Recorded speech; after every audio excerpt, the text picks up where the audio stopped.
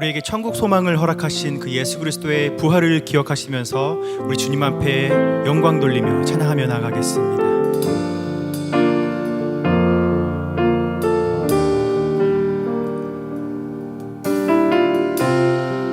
고백하며 나갑시다.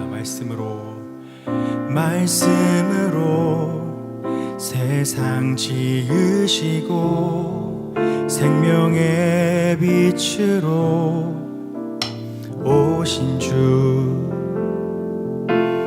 그의 이름을 영접하는 자 자녀 삼으셨네.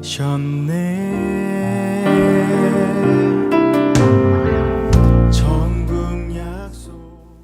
우리의 질문, 오늘 사무엘과 엘리 그 밑에 질문이 있죠. 하나님의 음성을 어떻게 들을 수 있나요? 여러분 답을 찾으셨습니까? 사무엘은 어떻게 들었습니까? 있어야 할 곳에 있으면, 있어야 할 곳에 있는 사람들에게 하나님은 그의 음성을 들려주십니다. 많은 청년들이 하나님의 뜻을 몰라서 고민하고 있습니다. 많은 청년들이 하나님이 분명히 또박또박 말씀해 주시면 참 좋겠습니다 라는 말 많이 합니다. 사실은 그 정도까지만 돼도 양호하죠. 하나님의 음성을 들을 필요도 없고 하나님의 뜻을 알고 싶지도 않아 하는 많은 사람들도 있으니까요. 마치 말씀이 희귀하여 이상이 흔히 보이지 않았다는 것을 당연하게 여기는, 다행으로 여기는 그 사람들이 있었던 것처럼요.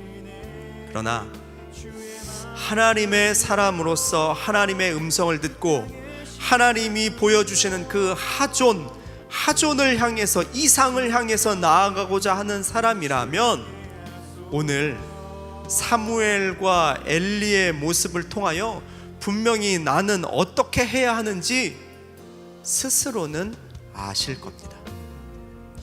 엘리는 하나님께 사명받은 사람이었습니다. 제사장의 사명이었죠. 엘리는 하나님이 부르시는 그 소명이 있었던 사람입니다. 하나님의 일을 하라고요. 그러나 엘리는 있어야 할 곳 하나님의 전에 있지 아니하였습니다. 그가 있어야 할 곳은 하나님의 등불 밑이었고 하나님의 법궤 옆이었습니다.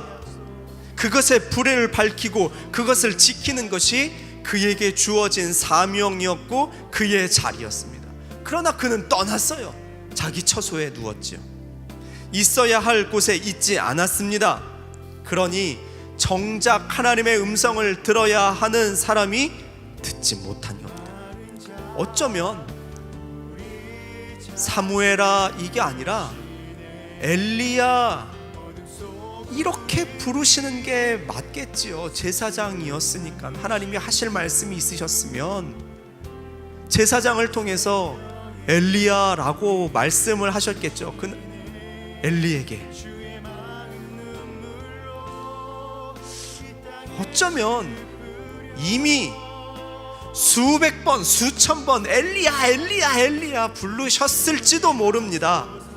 그러나 그는 있어야 할 자리에 있지 않으니 그의 관심은 오직 자신의 안녕과 자기 자식들, 걔네들한테만 쏘여 있으니 당연히 눈과 귀가 가리워지고 그를 부르시는 하나님의 음성조차 들을 수 없게 되어진 것 아니겠습니까?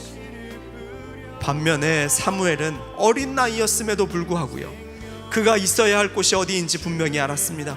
그의 어머니 한나로부터 그가 자신이 나실인이라는 것을 듣고요, 나실인으로서 하나님께 드려진 바 된 사람이란 그 분명한 사명의식이 있었습니다. 그의 이름 사무엘의 뜻처럼 내가 여호와께 그를 구하였다. 그러니 나는 하나님의 전에 있어야 하는 사람이다. 그리고 있어야 할 곳에 그는 있었습니다. 그래서 들었습니다. 어둠 속 우리 위에 수치를 참으신 주,